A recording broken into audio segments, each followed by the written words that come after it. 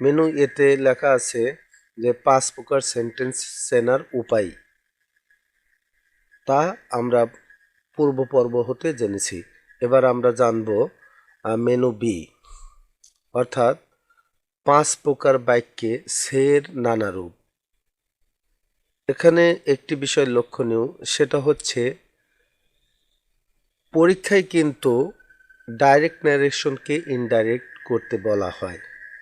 কাজে আমাদের লক্ষ্য রাখতে হবে যে ইনভার্টেড কমার ভেতরে যে বাক্যটি থাকে সেটা হলো রিপোর্টেড স্পিচ, আর ইনভার্টেড কমার বাইরের বাক্যটি হলো রিপোর্টিং স্পিচ। কাজেই সাধারণত বা সর্বদাই রিপোর্টিং স্পিচের মাঝে এই যে এখানে যে দ্বিতীয় কলামের মাঝে আমরা দেখতে পাচ্ছি সে, তারপর সেজ, সেইড, সে টু, সেস টু, সেই টু, উইল সে টু, এগুলো কিন্তু রিপোর্টিং ভার্ব অর্থাৎ ইনডাইরেক্ট করার সময় সে থাকলে সে হয়, সেজ থাকলে সেজ হয়, সেইড থাকলে সেইড, সে টু থাকলে টেল। অর্থাৎ এখানে একটি বিষয় লক্ষণীয়, দেখো সে থাকলে সে হয়, কিন্তু যখন আমরা সে টু ইউজ করব তখন সে টুর পরিবর্তে টেল ব্যবহার হবে, এটা আমাদের মনে রাখতে হবে। এখন আরেকটি বিষয় লক্ষণীয়, যখন সে ভার্বের সাথে এস, এই যে এস দেখতে পাচ্ছ, শেষ টু থাকিলে টেলস হয়। এর কারণটা হলো, দেখো সে ভার্বের পরে কিন্তু এই যে এস আছে, যেখানে আরো চিহ্ন দেখা যাচ্ছে, এই জন্য টেল থেকে টেলস হলো। অনুরূপভাবে যখন সে টু থাকলে টেল হয়, কিন্তু সে ভার্বের 2 নম্বর ফর্ম হলো সেইড, এই যে আমরা দেখতে পাচ্ছি সেইড। এই সেইড হলো 2 নং ভার্ব অর্থাৎ পাস্ট ফর্ম। তখন সে টু থেকে যেমন টেল হয়, তেমনি সে 2 নম্বর ভার্ব বা পাস্ট ফর্ম হওয়ায় টেল ভার্বের 2 নম্বর ফর্ম টোল্ড হবে। উইল সে থাকলে উইল সে হবে, এবং উইল সে টু থাকলে উইল টেল হবে। এই যে ভার্বগুলি এক অবস্থা থেকে ইনডাইরেক্ট করার সময় এই অবস্থায় দাঁড়ালো। এগুলো আবার মনে রাখতে হবে যে এই সকল ভার্ব কেবল মাত্র অ্যাসার্টিভ সেন্টেন্সের ক্ষেত্রেই ব্যবহার হবে। অন্যদিকে ইন্টারোগেটিভ সেন্টেন্সের ক্ষেত্রে লক্ষ্য রাখতে হবে, ইন্টারোগেটিভ সেন্টেন্স হলো প্রশ্নবোধক বাক্য, অর্থাৎ যে সকল বাক্য দ্বারা কোনো কিছু জিজ্ঞাসা করা হয় বা প্রশ্ন করা হয় সেটাই হলো ইন্টারোগেটিভ সেন্টেন্স। এখানে তোমরা দেখতে পাচ্ছ সে, সে টু, সে এবং সে টু আমরা এখানে দেখতে পাচ্ছি। সে, সে টু, সে টু থাকলে আস্ক হবে ইন্টারোগেটিভের ক্ষেত্রে, শেষ বা শেষ টু থাকলে আস্ক হবে, সেই বা সেই টু থাকলেও আস্ট হবে। এখন একটা বিষয় লক্ষণীয়, সেটা হলো দেখো সে ভার্ব যখন 1 নম্বর, তখন আস্ক ভার্বও 1 নম্বর ফর্মে ব্যবহার হয়েছে। শেষ ভার্বের সাথে দেখো এস যুক্ত হয়েছে, সুতরাং আস্ক ভার্বের সাথেও এখানে এস যুক্ত হয়েছে। অনুরূপভাবে যখন সে ভার্বের 2 নম্বর ফর্ম সেইড ব্যবহার হয়েছে বা সেইডের পর টু আছে, এই উভয় ক্ষেত্রে তখন আস্ক বসে, অর্থাৎ আস্ক ভার্বের তখন 2 নম্বর ফর্ম হবে। কেন হলো? যেহেতু সেইড ভার্বটা 2 নম্বর ফর্মে আছে। অনুরূপভাবে ইম্পারেটিভ সেন্টেন্সের ক্ষেত্রে আমাদের জানতে হবে সে, সেইড এবং সে টু, সেস টু ও সেই টু এর ক্ষেত্রে আমাদের মনে রাখতে হবে যে আদেশ বোঝালে অর্ডার, অর্ডার্স বা অর্ডার্ড হবে তার ভার্ব অনুযায়ী। অর্থাৎ যে সকল ইম্পারেটিভ বাক্য দ্বারা কোনো আদেশ বোঝায় সেই ক্ষেত্রে অর্ডার, অর্ডার্স, অর্ডার্ড ব্যবহার হয়। অন্যদিকে সেনা আদেশ বোঝালে আমরা জানি সেনা আদেশকে ইংরেজিতে কমান্ড বলা হয়, এজন্য সেনা আদেশের পরিবর্তে কমান্ড, কমান্ডস এবং কমান্ডেড বসে। আর ইম্পারেটিভ বাক্য দ্বারা উপদেশ বোঝালে, এখন উপদেশ দেওয়ার ইংলিশ কি? উপদেশ দেওয়ার ইংলিশ বা ইংরেজি শব্দ হচ্ছে অ্যাডভাইস, অ্যাডভাইজেস বা অ্যাডভাইসড। সুতরাং যে সকল ইম্পারেটিভ সেন্টেন্স দ্বারা উপদেশ বোঝায় সেই ক্ষেত্রে অ্যাডভাইস, অ্যাডভাইজেস বা অ্যাডভাইস বসবে। আবার ইম্পারেটিভ বাক্য দ্বারা যদি কোনো নিষেধ করা বোঝায় বা বারণ করা বোঝায় সেক্ষেত্রে আমরা কি ব্যবহার করতে পারি? যেহেতু নিষেধ করার ইংরেজি শব্দ হচ্ছে ফরবিড, যার বাংলা অর্থ নিষেধ করা, সেই ক্ষেত্রে ভার্ব অনুযায়ী ফরবিড, ফরবিডস বা ফরবেড বসে। ইম্পারেটিভ বাক্য দ্বারা যদি অনুরোধ বোঝায়, এখন অনুরোধ করার ইংলিশ কি? রিকোয়েস্ট। সুতরাং ইম্পারেটিভ বাক্য দ্বারা অনুরোধ বোঝালে ওই ভার্বের পরিবর্তে রিকোয়েস্ট, রিকোয়েস্ট বা রিকোয়েস্টেড বসবে। আবার ইম্পারেটিভ বাক্য দ্বারা যদি ক্ষমা বোঝায়, ক্ষমা করার ইংরেজি কি? বেগ, এই জন্য বেগ, বেগস বা বেগড বসে। ইম্পারেটিভ বাক্য দ্বারা যদি প্রস্তাব বোঝায়, অর্থাৎ ইম্পারেটিভ বাক্য যদি লেটাস দ্বারা শুরু হয়, তবে সেই ক্ষেত্রে প্রপোজ, প্রপোজেস বা প্রপোজড বসে। সর্বশেষ একটি কথা, সেটা হলো ইম্পারেটিভ বাক্য দ্বারা যদি উপরের এই আদেশ, সেনাদেশ, উপদেশ, নিষেধ, অনুরোধ, ক্ষমা, প্রস্তাব এর কোনোটি না বোঝায়, তবে সেই ক্ষেত্রে আমরা টেল, টেলস বা টোল্ড ব্যবহার করতে পারি সে, সেজ বা সেইডের পরিবর্তে। এবার অপটেটিভ সেন্টেন্সের ক্ষেত্রে সে, সেজ বা সেইড এর নানা রূপ ব্যবহার। যেমন অপটেটিভ বাক্য দ্বারা যদি প্রার্থনা বোঝায়, তবে সেই ক্ষেত্রে প্রার্থনা করার ইংলিশ হচ্ছে প্রে, এজন্য প্রে, প্রেজ বা প্রেড হয়। আবার অপটেটিভ বাক্য দ্বারা যদি কোনো শুভ কামনা বা ইচ্ছা বোঝায়, তবে সেই ক্ষেত্রে উইশ, উইশেস বা উইশড ব্যবহার করা হয়।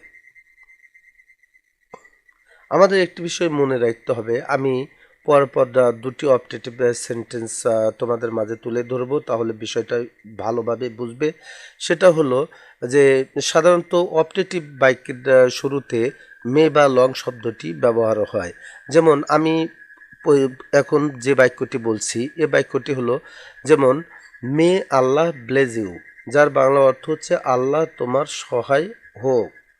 এখানে দেখো মের পরে কিন্তু আল্লাহ বা মের পরে যদি গড বা মের পরে যদি কোনো খোদা বা ক্রিয়েটরের নাম আসে, সেই ক্ষেত্রে আমরা প্রে, প্রেজ বা প্রেড ব্যবহার করব। তবেই বোঝা যাবে যে এটি প্রার্থনাসূচক বাক্য। আর অপটেটিভ সেন্টেন্সের মাধ্যমে যদি শুভ কামনা বা ইচ্ছা বোঝায় যে বাক্যটি, সেটা হলো মে ইউ বি হ্যাপি, তুমি সুখী হও। এখানে দেখো এই বাক্যটিতে শুভ কামনা বুঝিয়েছে, কারণ এই বাক্যের মাঝে কোথাও কিন্তু গড, আল্লাহ বা ক্রিয়েটর কোনো কিছুরই নাম নেই। সুতরাং এই সকল বাক্য তখন ইচ্ছাবোধক বাক্য হবে। এবার আসি এক্সক্লেমেটরি সেন্টেন্স, সে, সেজ এবং সেইডের নানারূপ ব্যবহার সম্পর্কে। দেখো যে এক্সক্লেমেটরি সেন্টেন্স কিন্তু কয়েকটি ভাবে বিশ্লেষণ করা থাকে। যেমন আমি একটি বাক্য বলছে, হাউ বিউটিফুল দ্য রোজেস, গোলাপটা কত সুন্দর, এখানে কিন্তু আনন্দকে বুঝিয়েছে। আবার অন্য কিছু বাক্য আছে, আবার কিছু বাক্য আছে যে বাক্য দ্বারা কেবল আবেগ বোঝায়। এবার আসি এক্সক্লেমেটরি সেন্টেন্সের কথায়, যে এক্সক্লেমেটরি সেন্টেন্সের রিপোর্টিং স্পিচের মাঝে যদি সে, সেজ বা সেইড থাকে, তবে রিপোর্টেড স্পিচের ভাবার্থ অনুযায়ী এই বাক্যটি দ্বারা যদি আবেগ বোঝায়, সেই ক্ষেত্রে সে, সেজ বা সেইডের পরিবর্তে এক্সক্লেম, এক্সক্লেমস বা এক্সক্লেমড উইথ সরো বসবে। কারণ আবেগ অর্থ হলো দুঃখ, বিশেষ করে দুঃখকেই বোঝায়। আবার অনুরূপভাবে যেমন আমি আবেগ যুক্ত একটি বাক্য বলছি, সেটা হলো যে he his father has died, অর্থাৎ হাই তার পিতা মারা গেছেন।